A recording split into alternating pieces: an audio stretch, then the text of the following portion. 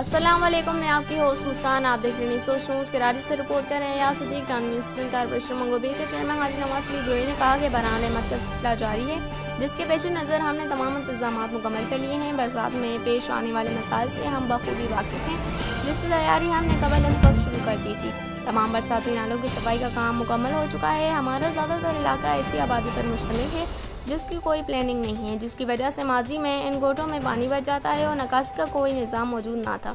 जब मंगोबीर टाउन मौजूद में आया तो सबसे ज़्यादा ऐसी काम पर तवज्जो मरकूज़ रखी और गोटों में सीवरेज के कामों को करवा कर निकासी आपके मसले को हल किया, जिससे आज मसाइल में नुमाया कमी नज़र आई है। और जहां सीवरेज लाइन बिछाने का काम जारी है, इन इलाकों में डी वायरिंग पैम्प के ज़रिए निकासी आपके काम जारी हैं। अब अपने लोगों की मदद के लिए हम वक्त तैयार हैं। साथ ही म्यूनसिपल कमिश्नर ने सैनिटेशन स्टाफ की तमाम छुट्टियां मनसूख कर दी हैं, जिसके बाद तमाम अमला अवामी खदमत में मसरूफ़ अमल है। इन ख्यालात का इजहार उन्होंने मुख्तलिफ इलाकों में बरसात के हवाले से होने वाले कामों का मुआयना करते हुए किया।